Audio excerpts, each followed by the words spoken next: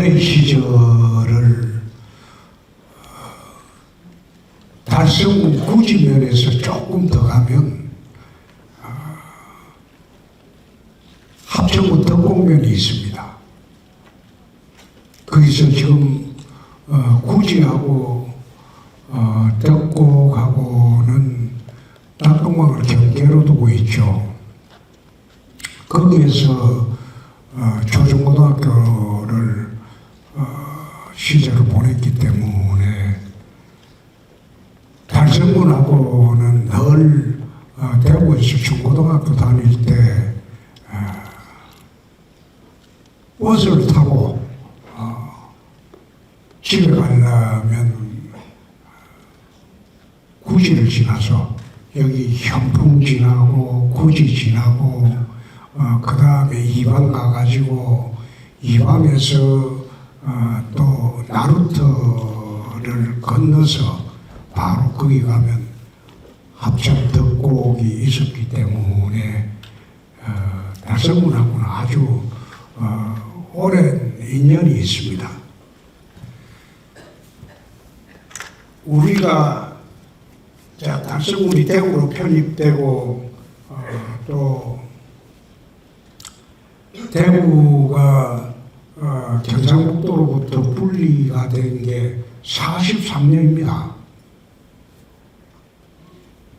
최근에 대구 경북이 합치자는 그런 논의가 급속도로 진행 중인 것은 분가를 했다가 합가를 하자는 겁니다. 거기에 딴사림 차렸다가 다시 합치자는 그것에 불과하기 때문에 불교에서는 이거를 환지본처라고 그래요. 본래대로 돌아가는 겁니다. 그래서 같이 합쳐야지 대구 경북이 한반도 제2의 도시가 될 것이다. 같이 합치면 인구도 한 500만이 되고 관할 구역이 서울의 33배가 됩니다. 그리고 경기도의 2배가 됩니다. 한반도의 최대 자치단체가 되는 거예요. 서울과 대구 경북 특별시가 양대 축으로 대한민국을 끌고 가는 그런 구도로 지금 만들기 위해서 경상북도와 협의를 하고 있다. 그리고 대구시의 통합안은 이미 지난주에 완성을 다 했습니다. 그래서 통합법률안도 다 완성을 했습니다. 그래서 지난주 금요일 경북도로 넘겨주고 경북도에서 검토를 해가지고 동의할 건 동의하고 동의하지 않는 것은 다시 협의를 해보고 그렇게 해서 통합안을 금년 9월경에 국회에 제출을 하고 대구시는 10월경에 시의회 동의를 받으려고 합니다. 그 경상북도는 도의회 동의를 받아야 되겠죠. 그렇게 해서 금년 12월에는 대구 경북 통합안이 이제 국회를 통과하게 되면 2026년도 선거에는 대구 경북 통합수장이 한 명으로 정리가 되고 대구시는 대구 경북 나는 같이 대구 경북 특별시라고 했어요. 서울시와 같은 등급이고 레벨로 나라로부터 대접을 받자. 그래서 그 법안이 통과가 되게 되면 대구 경북 특별시는 한반도의 3대 도시가 아니고 2대 도시로 올라서는 겁니다. 아마 폭발적인 시너지 효과가 나타날 수가 있을 겁니다. 최근에 저희 대구시에서 이제 민선 8기 들어와서 했던 일을 한 100가지 정도 혁신 사례를 우리가 정리를 한번 해봤습니다. 100 플러스 1로 했는데 소소한 것도 있고 큰 주제도 있습니다. 거기서 플러스 1은 대구 경북 행정통합이다. 그렇게 이해를 하시면 됩니다. 우리가 100가지 정도 일을 하는 과정에서 우리 대구시 공무원뿐만 아니라 우리 달성군 공무원들도 많은 도움을 주신 것에 대해서 정말 감사하게 생각합니다. 어떻게 할 수 있었냐?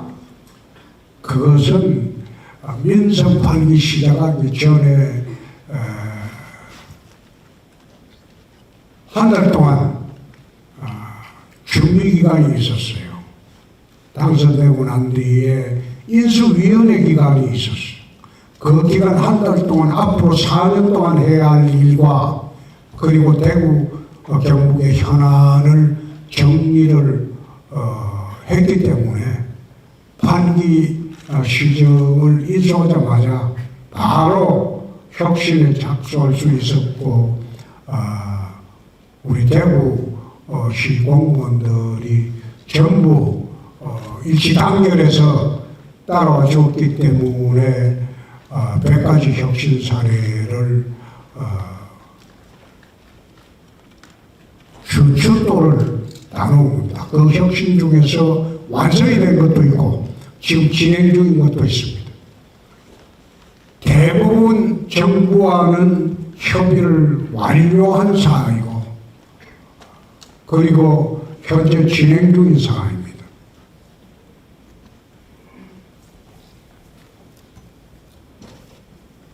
재정 구조는 나는 대구 경북의 아주 젊은 인재라고 봅니다.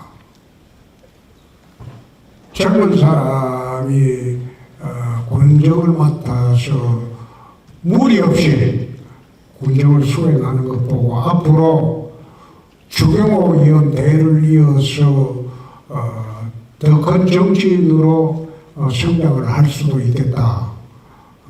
저는 그렇게 보고 있기 때문에 달성군도 잘 단합해서 이끌어 가주시기 바랍니다.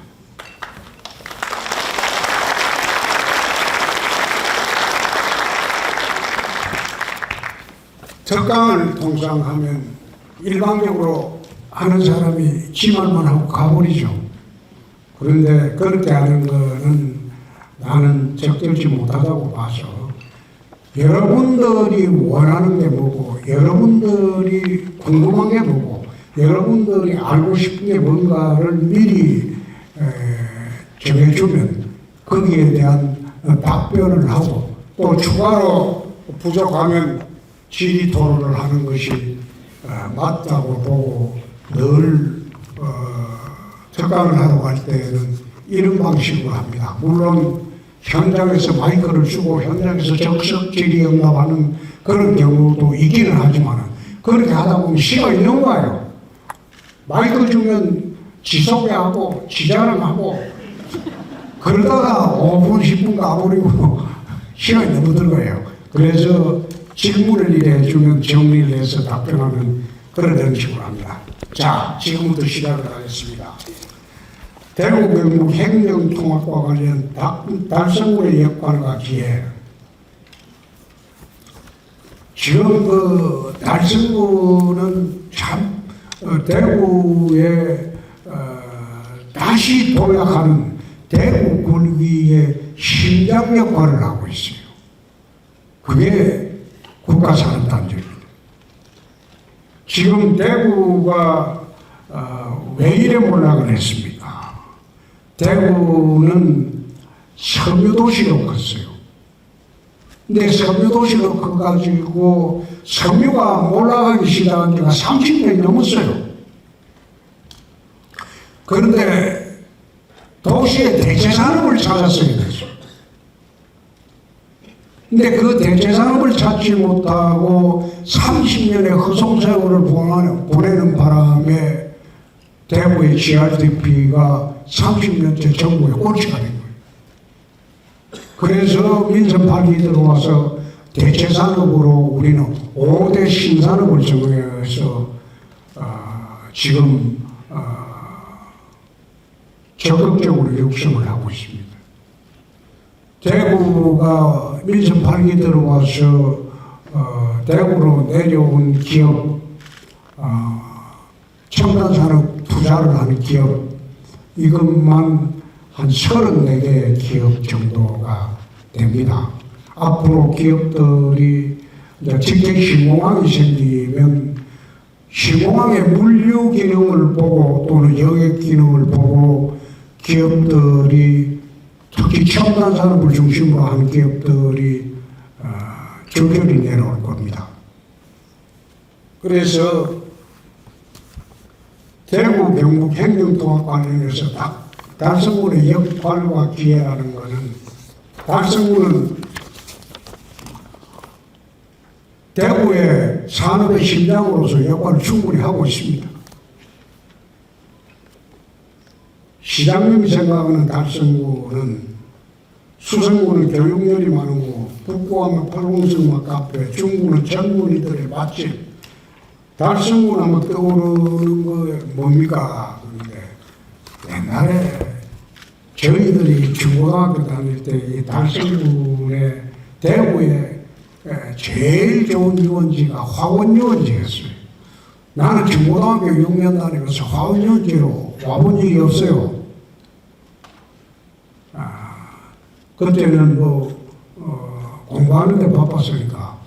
그런데 지금은 사무진으로 바뀌어가지고, 달성군하고 생각나는 것은 화원유원지입니다. 최재형 군수에 대한 이미지는 이미 말씀을 드렸고, 민선 8기 이후에 기본 활약을 보여주는 기초단체는 달성군입니다. 대구교도소 공직지 개발 계획은 이게 이제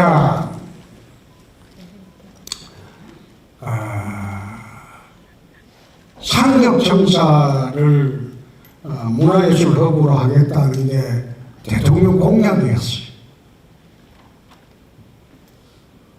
윤석열 대통령 공약이었다. 그런데 윤석열 대통령 공약대로 시행을 하려고 하니까 그 청사를 우리가 비워줘야 돼요. 근데 그 청사를 비우려고 하니까 또 신청사를 지어야 되는데, 신청사를 지으려고 하니까 또 신청사에 지을 그 기금을 갖다가 전임시장이 다 써버렸어. 코로나 극복 대책으로. 그래 하다 보니까 지을 돈이 없어요. 그래서 재원 마련하려고 지금 대방으로 노력하고 있습니다.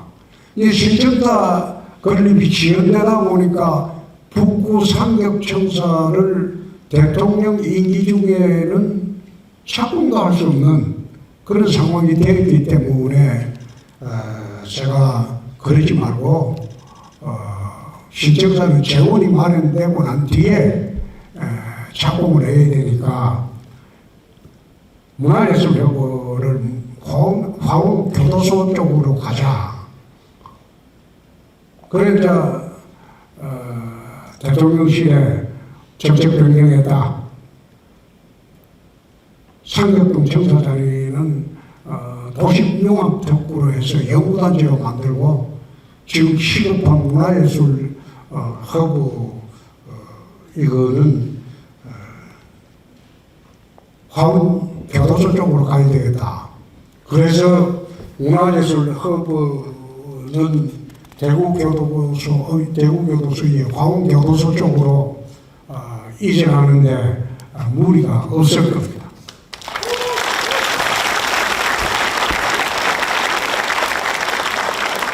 농산물 도매시장을 달성 합일면 쪽으로 선정을 하게 된 거는 이게 이제 지금 있는 그 매천시장 겉은 가보면 옛날에는 외곽이었는데 지금은 도심이 돼버렸어요.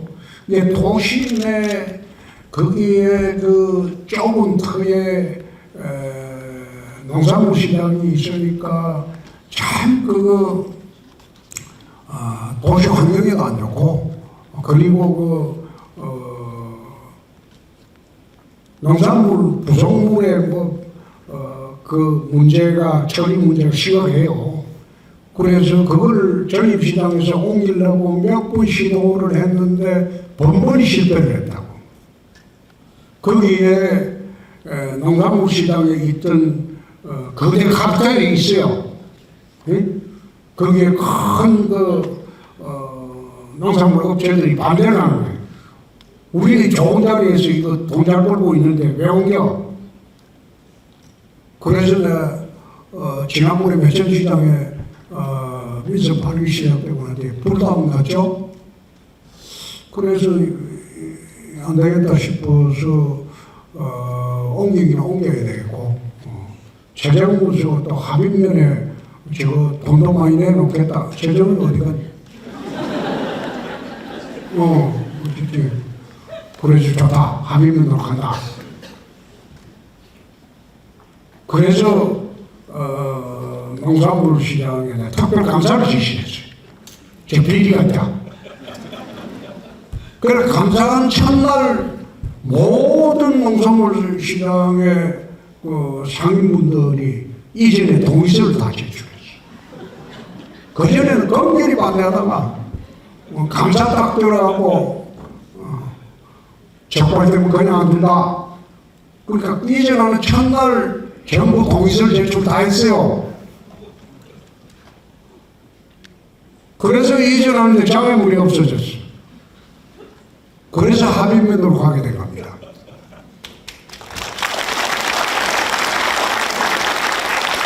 거기에 인프라 합중은 지금 정부 할 준비를 다 갖췄습니다.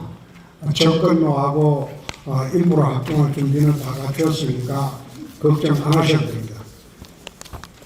시장 2일 동안 가장 힘들었던 일, 이게 사실 TK시공항이 기부대 양료로 확정이 되긴 했지만 처음에 이게 이전을 할 때 활주로 길이가 2.75km라고 그래 되어 있습니다. 근데 활주로를 2.75km로 하게 되면 이거는 TK시공항을 만들어 본들 대구 경북의 발전을 위해서 도움이 되지 않아요. 활주로가 적어도 3,500m, 3.5km 이상이 되어야지 그 활주로를 통해서 미주도 가고 유럽도 가는 겁니다. 장거리 역의 운송이 가능하고 중수송기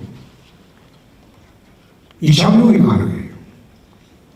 그래서 이 활주로를 넓혀야 된다.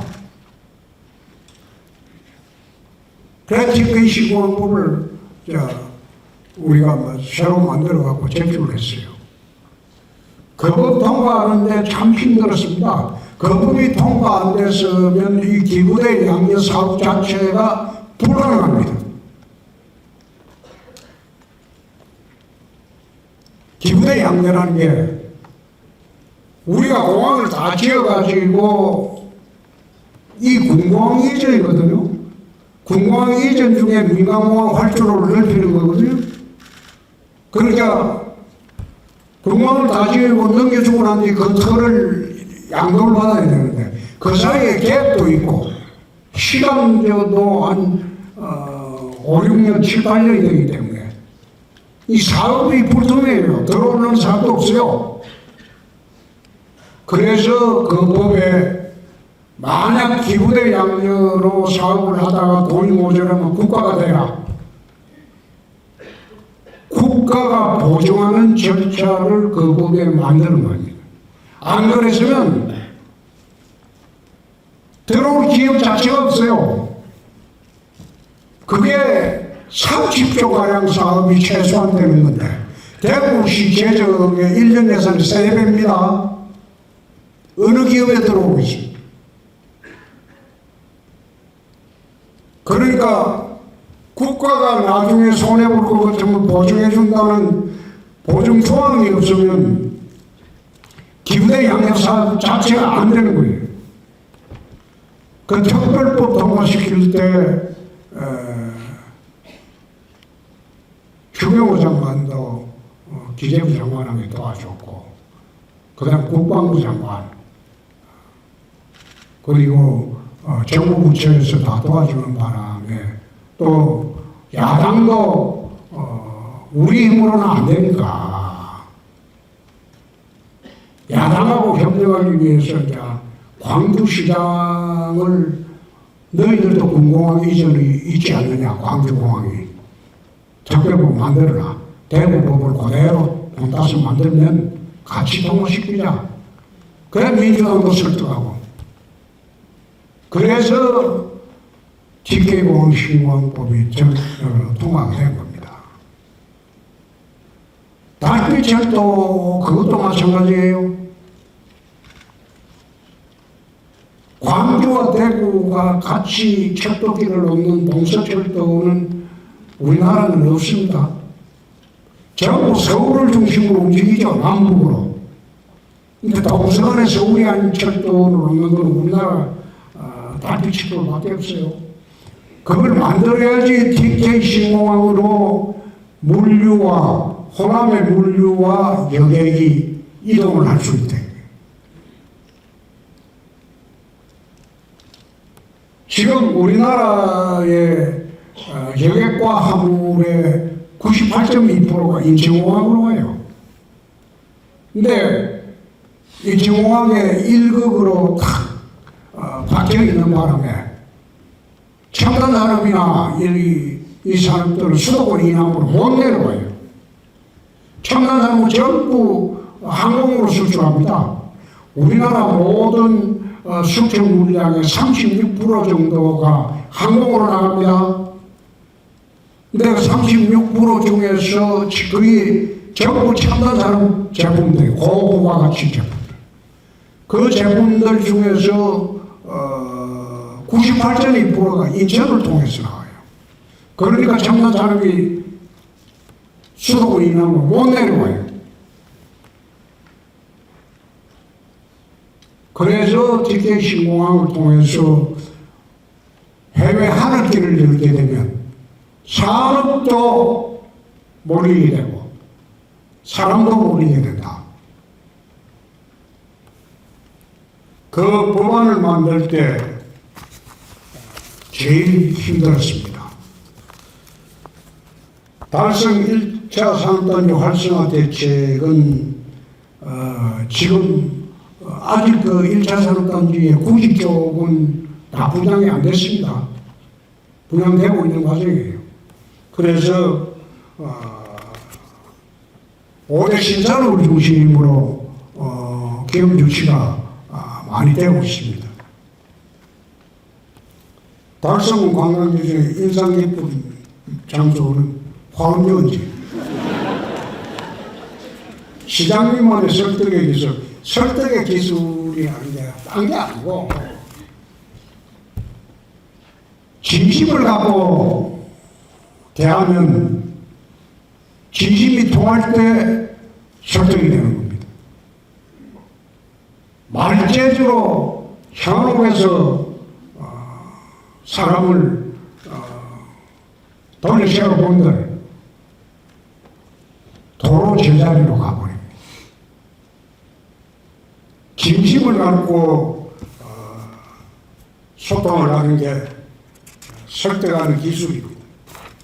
인생의 터닝 포인트가 뭐냐? 여러분들도 인생을 살면서 터닝 포인트가 다 있을 겁니다. 근데 저 같은 경우는 터닝 포인트가 18살 때입니다. 나는 문과가 아니고 이과 출신입니다. 고등학교 때 의과대학을 가기 위해서 이과로 갔어요. 경북대학교 의과대학 가려고 이과를 갔는데 3학년 여름방학 때 되니까 우리 합천 덕곡 율지에 있던 저희 아버님이 잠시 내려오라고 해서 그때 이제 영남고등학교 다닐 때 대명동에서 자취했죠. 잠시 내려가 봤더니만은 고대학은 학비도 많이 들고 오래 공부해야 되니까 우리 집은 돈이 없어서 안 되니까 돈 없이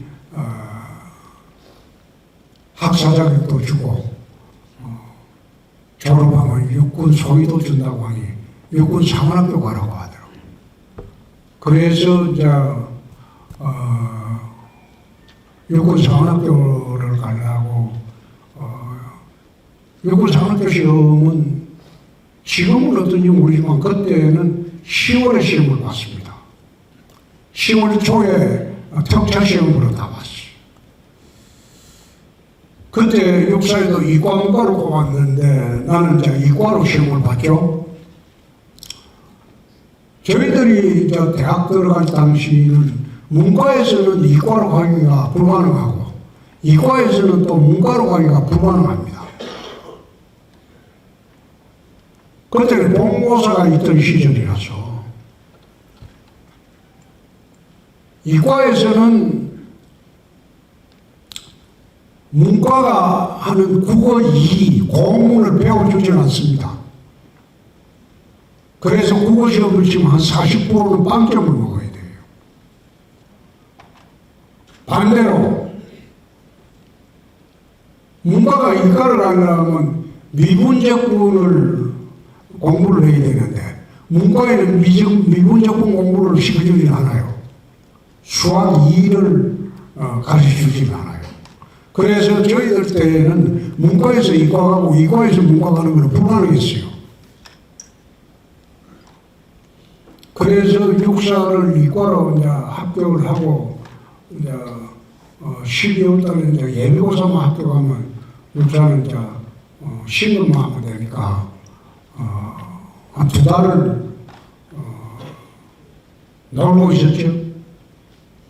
육사 가면 튼튼해야 된다고 시골로 내려가가지고 그 대나무 창으로 만들어가지고 토끼 잡으러 산에서 아침에 도시락하고 산으로 가서 위로 뛰고 밑으로 뛰고 철사를 한다고 이제 그 토끼가 잡힙니까? 그 대나무 그거 가지고 토끼 따라 뛰댕기고 하는 한 2달을 놀았어요. 놀다가 이제 71년 12월 23일인가 그때 크리스마스를 앞두고 이제 저희 아버지가 이제 누명을 쓰고 파출소를 잡혀갔어요. 시골 파출소. 옛날에 그 시골 파출소는 일제시대 순사처럼 굉장했습니다. 그 뭐 경찰들 힘이 굉장했어요. 그러니까 뭐 잡혀가가지고 이틀 동안 뭐 혹독하게 당하는 걸 내가 봤어요. 아무리 설명해도 그게 몇 개 들어가지 않고. 그래서 이거 군대 갈 건 아니다. 경찰 잡으려면 뭐 하면 되노? 이런 걸 보니 검사하면 된다고 그러더라고. 그래서 에라이 법대 가자마. 그때 이제 지금은 있는지 모르지만 진학지라고 있어요. 진학지에 막 입시영을 보니까 법대 어디 가는 게 좋냐 막 입시영을 보니까 우리 영광고등학교에서는 그 당시에 제2외국어를 가르쳐 주지는 않았어요. 독일어, 불어를. 그때 재단 이사장님 말이 걸작이에요. 영어도 잘 못하는 것들이 뭘 독일어를 공부를 한다고 그러냐. 아예 가르치려면 있는데 그 시간은 자습 시간이에요. 독일어 불어를 나는 고등학교 때 기초를 못 배우는 바람에 지금도 모릅니다. 근데 그 당시에 서울대학은 농대를 가려고 해도 독일어 불어 중에 필수로 선택을 하나를 해야 돼. 둘 중에 하나를. 그 독일어 불어가 서울대학만 유일하게 본고사 시험이 있고 다른 대학은 없어요. 그래서 이제 찾다가 독일 불어를 시험을 안 보는데 찾다가 고려대학교 법과대학원을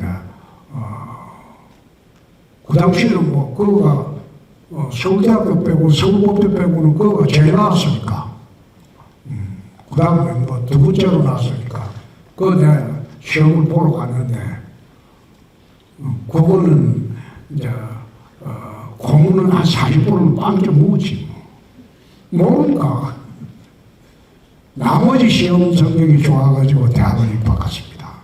그러니까 의사 되려고 하다가 군인 가려고 하다가 시간에 사고가 생기는 거 보고 25일 전에 육사 포기하고 대학 시험 보러 갔어요. 근데 대학 끝이 안 했는데 합격이 되는 바람에 저희 아버님이 이제 등록금 5만 6천 원 하고 딱 7만 원을 주더라고. 등록금이 5만 6천 원이었어. 그거 이제 14,000원만 더 주고 이제는 빠.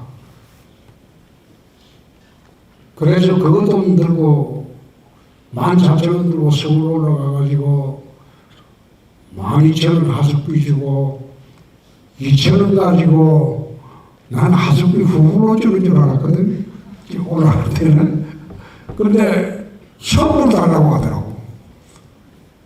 12,000원 주고 부르는 거 2,000원밖에 없어요. 그거 가지고 서울 생활을 시작을 했죠.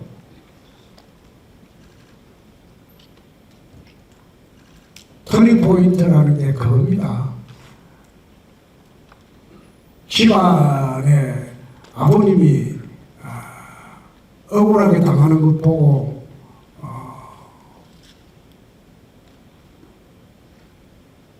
검사하는 게 좋겠다. 그래서 인생의 터닝 포인트가 18살 때 있었습니다.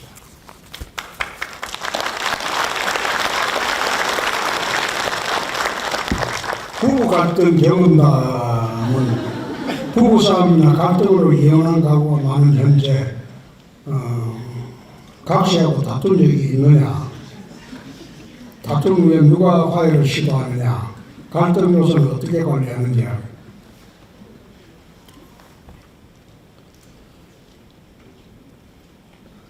부부가 살면서 다툼이 없다고 하는 것은 이상하죠.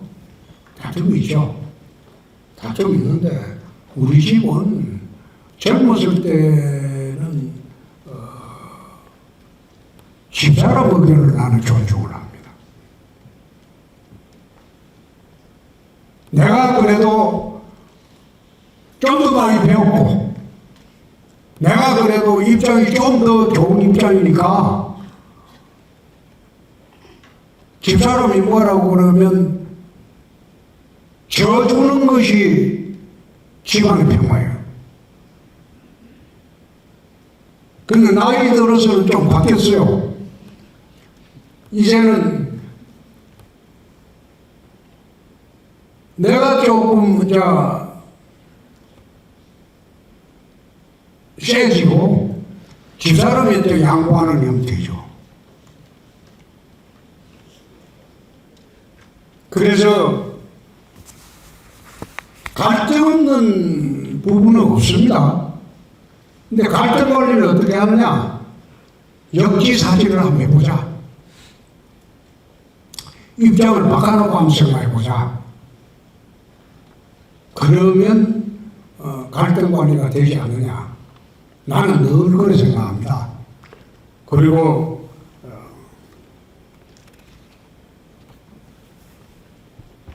나는 살면서 76년 10월 30일 날 대학 다닐 때 내가 우리 집사람이 국민은행 안암동 지점에 행원으로 있었는데 돈 찾아러 갔다가 눈이 맞아가지고 연애를 시작을 했으니까 지금 한 50년간은 되죠. 이제 2026년 되면 50년간은 되는데 우리 집사람은 지나가는 소리로 그런 이야기를 가끔 해요. 당신은 내 안 만났으면 서울역 지하도의 노숙자가 되어 있었을 것이다. 나 그거 나쁘게 듣지 않습니다. 그렇게 됐을 수도 있다. 다 네 덕이다.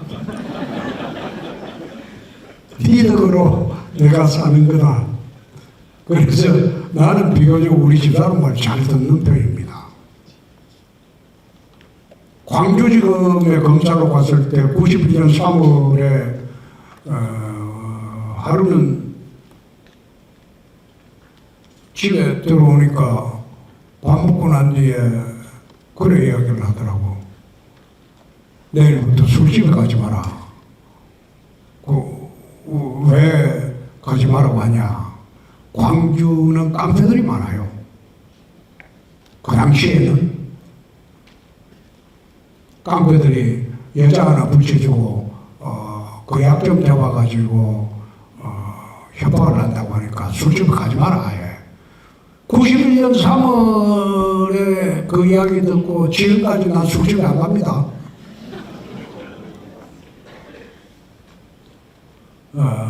술집에 안 가지고 30년 넘었죠. 나 술집에 안 가요. 술도 많이 마시지 마라. 그래서 하루 어떤 자리에 가더라도 술잔은 2잔 이상 마셔본 일이 없어요. 소주도 딱 2잔, 맥주도 2잔. 뭘 하더라도 딱 2잔 이상은 술은 안 마십니다. 대부분 남자들이 실수를 하는 게 95%가 술입니다. 술 때문에 실수를 해요. 그래서 술은 나는 한 달에 한 번도 잘 안 마셔요. 요 뒤에 보니까 피부가 좋다 그러는데 술 담배 안 하면 남자 나이가 들었어도 피부가 팽팽해져요.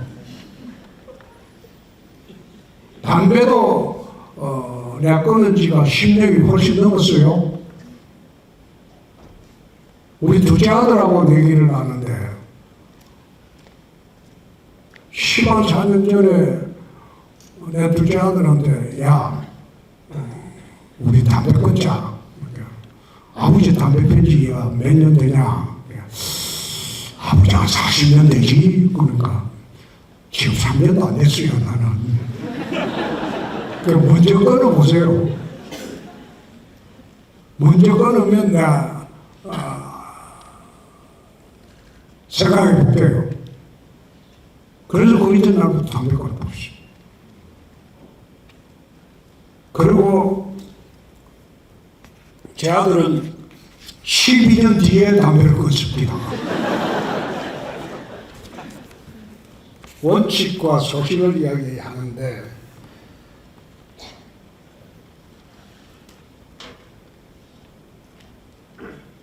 사업 추진에 중대한 일을 결정할 때 무슨 원칙이 있느냐. 무엇이 바른 일이냐, 무엇이 옳은 일이냐, 그것만 물어보죠. 무엇이 합리적이고, 무엇이 바르고, 무엇이 옳은 일이냐, 그 원칙만 쓰면 주저할 게 없어요. TV에 봤을 때 피부 관리, 난 누구처럼 강남에 피부과 가가지고 피부 관리 해본 일 없어요. 여태 살 때도 아침에 세수하고 스킨 바르는 게 그게 전부예요. 난 로션도 그게 찐득찐득해서 안 발라요. 근데 젊은 사람들은 담배 끊고 술 안 마시면 피부 좋아져요. 행정장이 담배 피우제 너무 시금쩍해요. 그러니까 담배 끊고 술 안 마시면 노화가 줄어듭니다. 신청 프로포즈는 앞으로 어떤 데가 될 것이냐. 그게 이제 대구가 청년들이 갈 만한 자리가 별로 없어요. 청년들의 낭만을 어째 한번 일깨워 줄 자리들이 별로 없어요. 옛날에는 수성무실이 있었고 그 다음에 동촌유원지, 황유지 있었는데 지금은 그런 것도 없어지고 그래서 신청 프로포즈라고 왜 만드는가 하면 거기에 가서 100년 가약 맺고 거기에 세러 가는 걸 가보면 파리에 퐁레프 다리라고 있어요. 그 다리에서 연인들이 가서 열쇠를 거기에 해놓고 그 자물쇠를 이래 달아놓고 열쇠는 이제 강에 던집니다. 이제 영원히 헤어지지 말라고 그런 형식의 젊은 사람들의 낭만 공간을 한번 만들어 보려고 지금 하고 있습니다. 은퇴한 중장년층 1년 활용원 임금 피크제죠. 개인 기업도 그렇고 우리 공무원들도 그렇고 좀 임금 피크제를 광범위하게 도입해가지고 중장년층 이제 활용 방안을 강구를 했으면 좋겠습니다. 기회발전 덕구는 지금은 달성군하고 수성구 북구 정도가 지금 하고 있는데 앞으로 지금 화원연에 지금 화원읍에 우리가 100만 평 정도 제2국가산업단지를 유치했습니다. 유치를 해가지고 하고 있는데 거기에는 지금 입주 희망 기업이 114%가 돼요. 착공도 안 했는데 들어오겠다는 첨단 산업들이 114%가 될 만큼 인기 있는 지역입니다. 곧 착공해서 거기도 기회발전 덕구로 만들 겁니다. 최근에 이제 갤럽 여론조사, 나는 여론조사를 신봉하는 사람은 아닙니다. 아니지만 갤럽 여론조사에서 대구 시정을 평가하면서 좋게 평가를 하고 또 하나 특이한 거는 30대의 대구 청년들이 시정 지지율이 70%가 넘었습니다. 20대도 60%가 넘어요. 20, 30대가 시정을 지지하는데 전국의 특이한 현상이에요. 60, 70%가 넘었다는 것은 그거는 대구가 여태 젊은 청년들이 떠나는 도시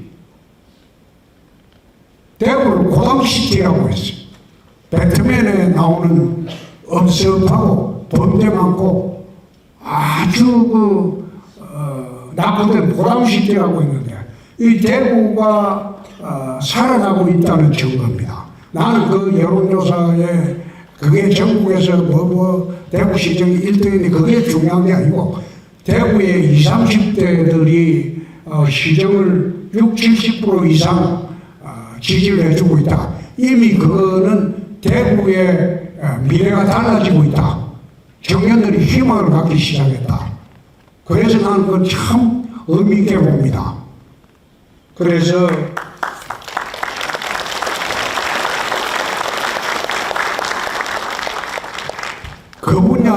나는 대구 우리 청년들이 대구를 떠나지 않고 대구에 있어도 꿈과 희망을 펼칠 수 있는 기회가 있겠다. 그런 생각을 갖게 해준 데 대해서 참으로 고맙게 생각합니다. 공무원 자살방지 대책.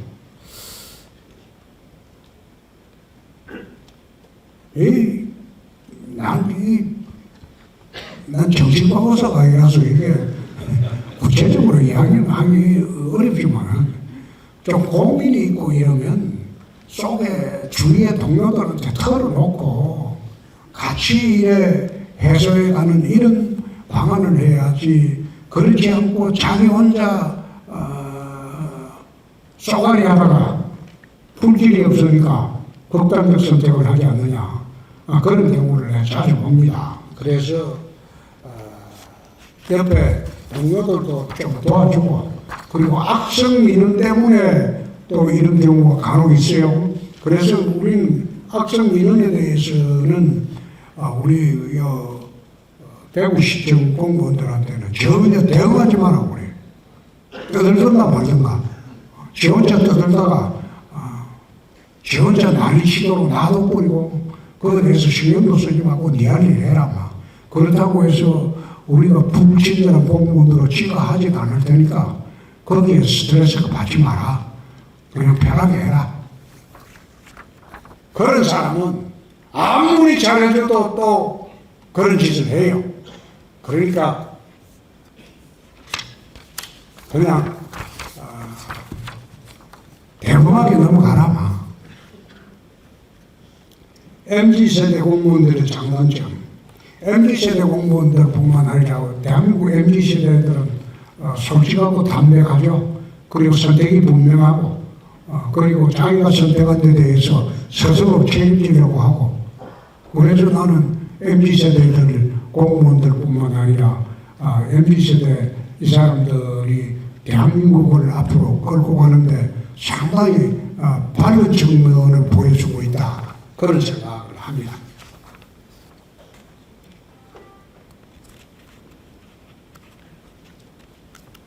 대구광역시정은 부임하고부터 대구시 발전에 굉장히 많은 정책을 펴고 계신다. 혹시 대통령이 되신다면 가장 첫 번째로 하고 싶은 국가정책이 있으신지. 이거는 2년 있다가 내 이야기야.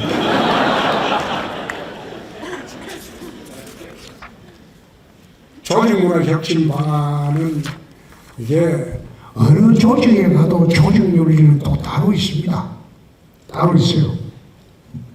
따로 있기 때문에 조직윤리를 거부하고 나 혼자 하겠다는 것도 그거는 맞지 않죠. 그래서 가능하면 조직윤리에 따르더라도 상사를 잘 만나야 돼요. 상사를. 아주 못된 상사 만나면 진짜 출근하기도 싫고 정신 먹다가 약을 타서 쥐 부숴먹고.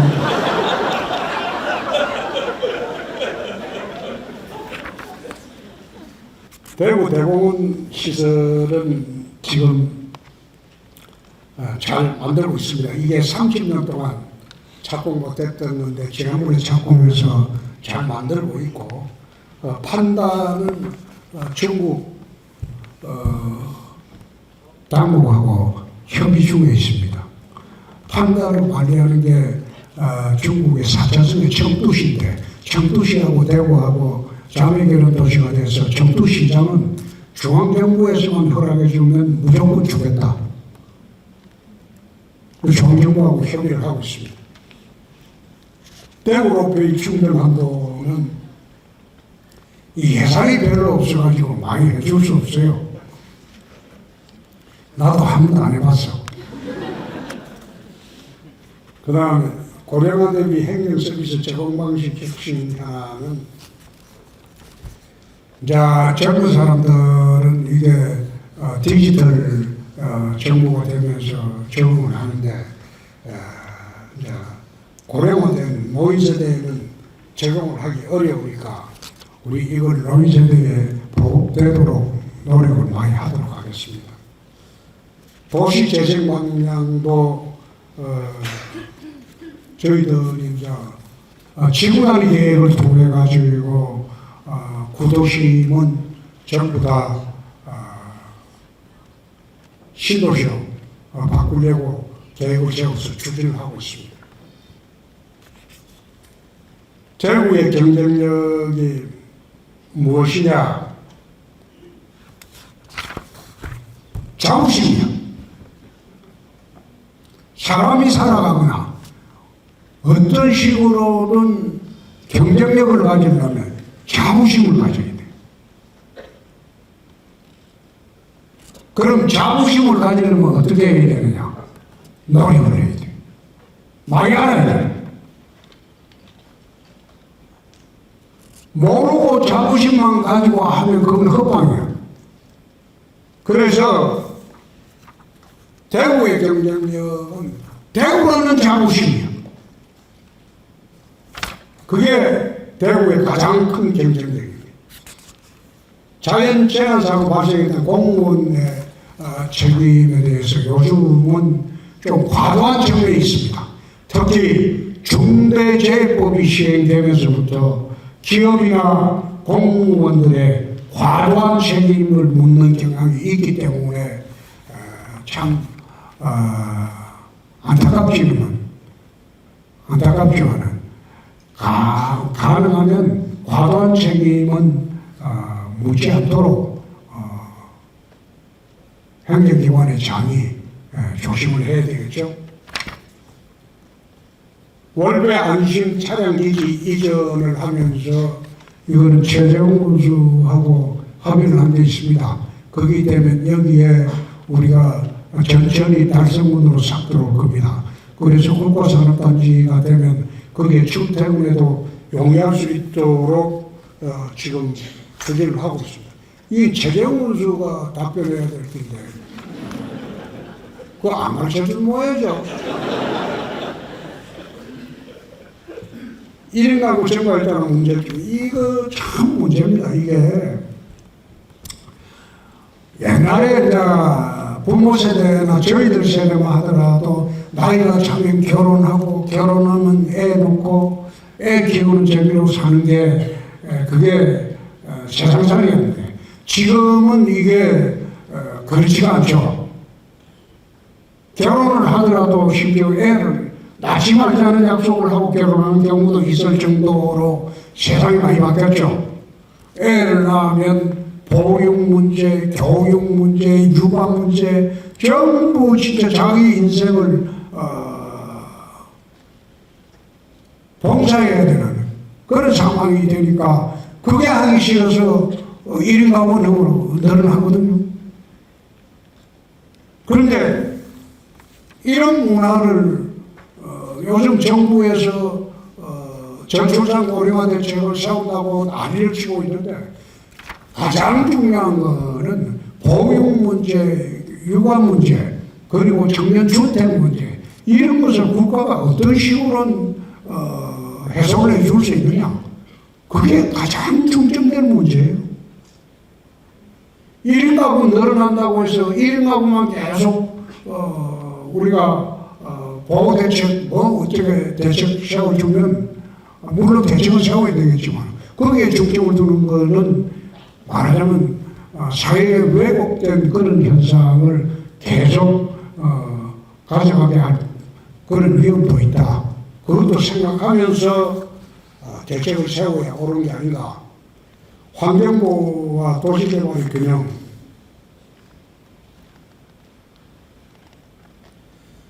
이것은 도시개발할 때는 언제나 환경 보호 문제를 행정 절차가 다 있습니다. 대구 산업적 철도 진행상 이것도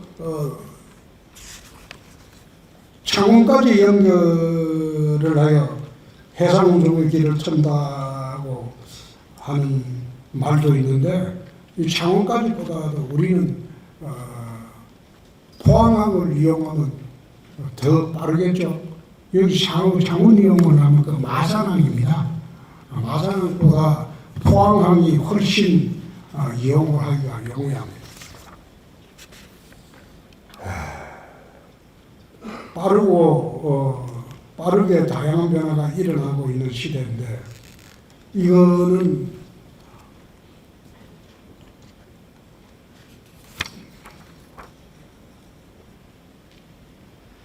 나는 시대에 적응하려고 자주 책을 봅니다. 트렌드에 익히려고. 그러니까 미리 좀 트렌드를 익히려면 각종 책을 여러분들도 한번 보십시오. 대구시 인구 감소에 대한 대책이 똑같습니다.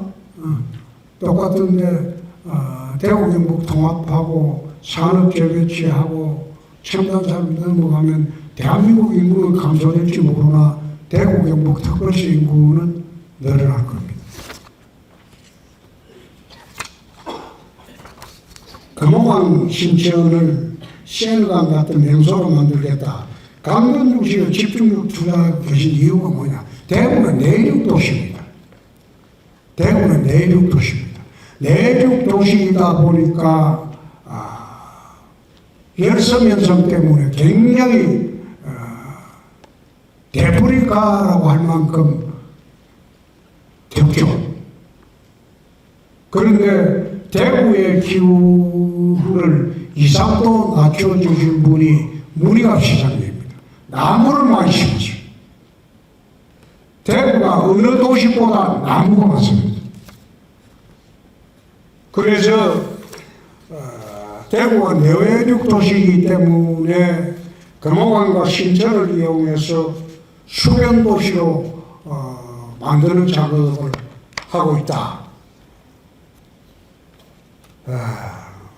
저출생 대책 방안은 아까 말씀드렸듯이 이게 사회 현상부터 좀 바꿔야 됩니다. 자, 여기는 좀 이야기를 해볼게요. 스웨덴을 가보면 집안마다 가정에 자식들이 3명에서 5명 정도 있어요. 노르웨이도 그래요. 핀란드도 그래요. 북유럽 삼국이 왜 이래 인구 감소가 안 하고 인구 증가가 되느냐? 복지 정책 때문입니다. 북유럽 삼국은 애를 낳으면 정부에서 키워주고 학비도 주고 보육 전부 정부에서 대신해주고. 근데 왜 이런 사회보장제도를 할 수 있었냐? 북유럽 삼국의 소득세 여러분들이 월급을 받으면 한 50%에서 52%까지 원체 징수를 해버려요. 여러분들이 받는 월급에 절반을 가져갑니다. 국가가 대신 살림을 잘해줘요. 이게 자식을 3명을 낳든 5명을 낳든 아무리 개인한테 부담이 없는 거예요. 그러니까 자녀를 아무리 많이 낳아도 국가가 책임을 져주니까. 근데 우리나라가 그런 식으로 할 수 있습니까? 우리나라 조세는 한 22, 3%? 22% 정도 되죠? 근데 그 1%만 올려봐요. 밀란이 일어납니다. 그래서 우리나라 지금 북유럽 삼국처럼 그런 육아나 그걸 갖다가 국가가 대신해 줄 수 있는 그런 제도적인 환경이 되어 있지 않습니다. 근데 북유럽 삼국은 왜 거기에 대한 조세부담률이 52%까지 되는데도 그 정이 없을까? 북유럽 삼국의 전통은 그 바이킹 국가입니다. 옛날에 유럽의 바이킹 시대에 북유럽은 땅이 척박해서 농산물이 나지 않아요. 그러니까 유럽 전역을 돌아다니면서 바이킹 해적길에서 약탈해서 가져오면 그걸 갖다가 마을 전체가 사회재산 개념이 없어요. 전부 공동재산이에요. 이 바이킹의 뿌리 때문에 그래요. 우리가 벌어도 이게 전부 내 게 아니고 공동체 재산이다. 그런데 우리나라에서 그런 식으로 복지 대책을 세울 수가 없어요. 그래서 딜레마라는 거예요. 젊은 세대나 요즘 세대 풍조가 연로족도 있고, 내 인생 지금 한 번뿐인데 내가 왜 자식한테 매일 살아야 되나? 그런 사고방식이 지배적인데요. 그러니까 자식에 대한 애착, 그거는 부차적인 문제. 그래서 최소한 육아, 보육, 그 다음에 출산 육아, 그 다음에 출산 육아 휴직제도, 이걸 제대로 활용을 하게 해주고, 그렇게 해서 전혀 출산 육아가 자기 인생의 그 행로를 결정하고 인생을 하는데 장애가 안 되게 돼. 청년 일자리 정책은 순유출이 된다. 7,800명. 이게 지금 금년부터는 덜 되고 있습니다. 금년부터는 덜 되고 있고, 또 대구 신산업들이 많이 들어오기 때문에 청년들의 기회가 점점 늘어나고, 그 바람에 아까 이야기했던 여론조사 지표도 압도적으로 대구 청년들에 대한 인식이 달라지고 있다. 달빛은 또 경유지 활용과 이 달성은 여기 욕심 안 내도 돼요. 산업선도 나오고, 그리고 제2국가산단도 나오고 하기 때문에 달빛철도는 고령 쪽에 하는 게 맞겠죠. 달성은 통합인사직을 인사직들 공무원 인센티브, 달성군의 경우 시통합인사직들 공무원들에게 많은 근무량, 출퇴근 시간 과다, 교통 부족 등 기피 발령지로 여겨지고 있습니다. 이거는 행정국장이 알았을 텐데. 달성군 직원들에서 저연차 직원들을 위한 좋은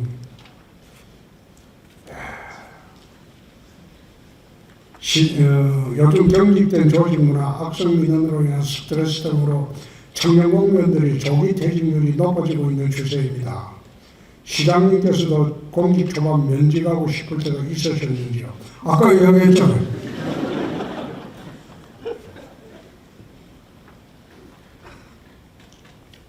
직원들한테 두 가지가 하나 있어요. 이게 내 팔자결이하고 사는 방안. 응? 그렇지 않고 팔자 고칠 때가 있다고 그만두고 나가는 방안. 이 두 가지 중에 하나 선택하는 거 아니에요. 그런데 팔자련이 살다 보면 좋은 날도 있다고. 그래서 나는 팔자골 지으려고 나가가지고 잘 자는 경우는 별로 보지 못했습니다. 공무원이 제일 편한 직업입니다. 제일 눈치들 보고, 나도 공무원도 해봤지만 눈치들 보고 편한 직업. 유튜브 채널이 나중에 정계 은퇴하시고 본격적으로 해보실 생각 없으신지요? 정계 은퇴하면 유튜브도 문 닫습니다. 지금 행복하다고 생각하십니까?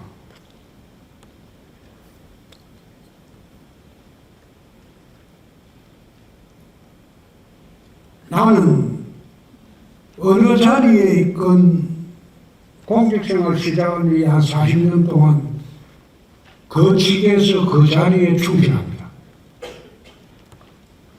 여기 내가 있는 이 자리에 최선을 다합니다. 그래서 행복하죠, 지금. 지난 대선 경선 끝나고 난 뒤에 대선이 시작되기 전에 윤석열 후보하고 둘이 강남에서 2시간 반 동안 한번 만나서 이제 이야기를 한 적이 있어요.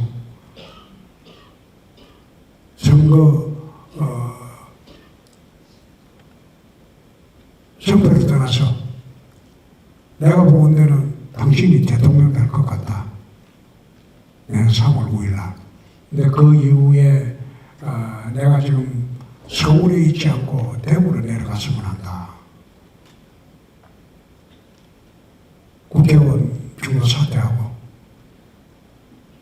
대구 시정을 좀 맡았으면 해갔다. 격이 맞습니까? 격안 따진다.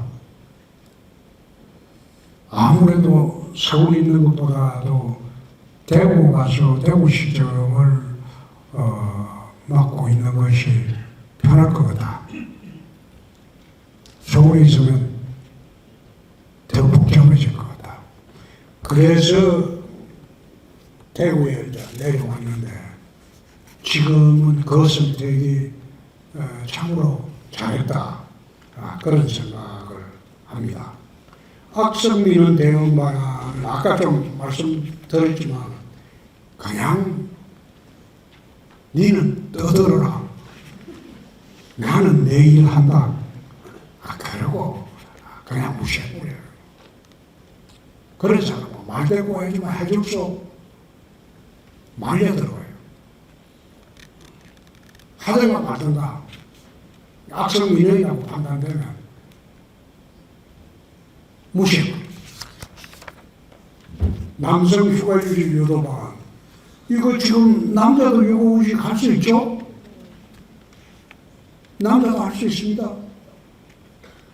그리고 휴가휴직 한다고 최우석 불이 켜고 하지 않죠? 예?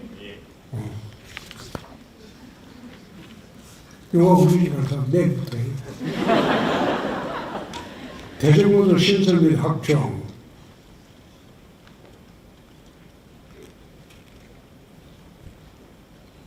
버스 운행 학종은 이거 행정국장이랑 검토를 해봐요. 응? 행정통합이나 시민의견 수렴방 이게 이제 충분히 시민에게 수렴되지 않았다는 비판도 있지만은 얼마 전에 매일신문 조사에서 보셨듯이 면접조사를 했는데 압도적으로 높아요. 반대보다 찬성이 2배 이상 높아요. 적극적인 찬성층, 적극적인 반대층을 하면 3배 이상 높아요.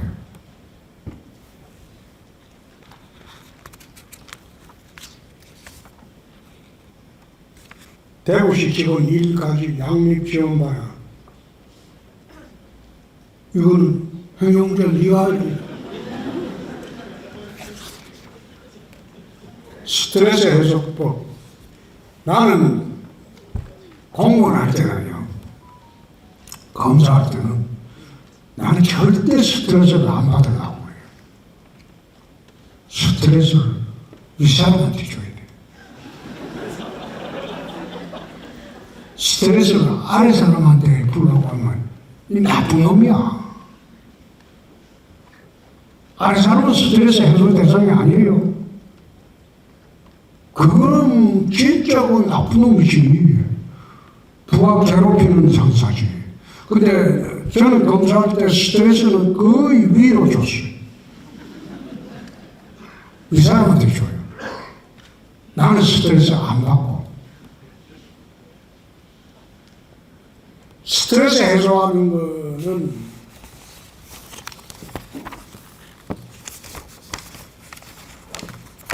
간단합니다.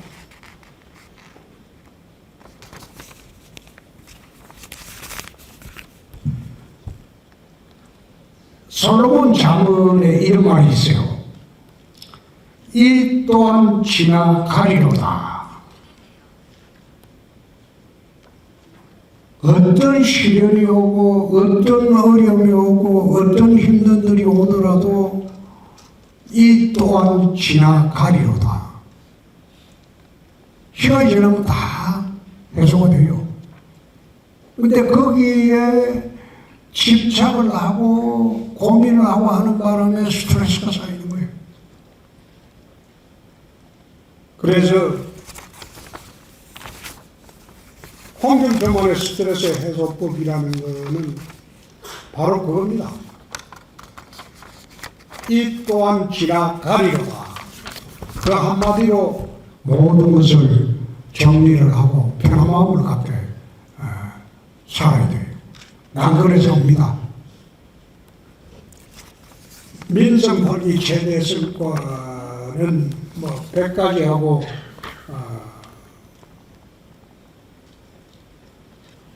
2년 동안 가장 떠오르는 성과 한마디만 뽑아준다면 꼽아주신다면 TK 신공 특별법입니다. 참 그거 안 만들었으면 이 공항사업은 자체가 되지가 않아요. TK 신공 특별법 그게 여러분들은 얼마나 그게 신공사업에 기여를 하는 중요한 법인지 인식을 잘 못하시겠지만 그 법 만들 때 힘들었습니다. 그리고 국회의원들 설득하고 민주당 설득하고 정부 장관들 설득하고 참 힘들었습니다. 천신만 먹고 때 만들 때가 제일 기분이 좋았죠.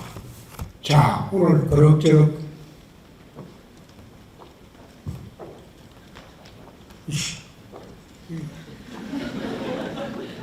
이 시가 거의 다 가는 거 아니야? 응? 20분? 1시간 20분 하죠. 1시간 20분. 아니, 그건 많이 했네. 오늘 이 정도로 하고 가겠습니다. 대구가 정말로 달라지고 다시 한번 일어서고 그리고 여러분들이 대구라는 자부심을 갖고 살 수 있도록 우리가 힘을 모아 만들어야 할 됩니다. 잘 좀 도와주시고 특히 최재형 군수 잘 좀 도와서 지금 우리 9개 기초 자치단체 9개지 9개 중에서 제일 잘 사는 도시가 달성구입니다. 최군수는 가끔 와서 자랑 많이 해요. 저가 제일 돈 많다고. 근데 태우시 입장으로서 너 돈 많으니까 좀 내놔라 그럴 수는 없잖아요. 그래서 그게 참 좋은 이야기야. 일단 달성군이 달성군 자체가 아니고 대구시의 산업의 심장이라는 거 여러분 자부심을 가져도 좋습니다. 수고 많이 하셨습니다. 고맙습니다.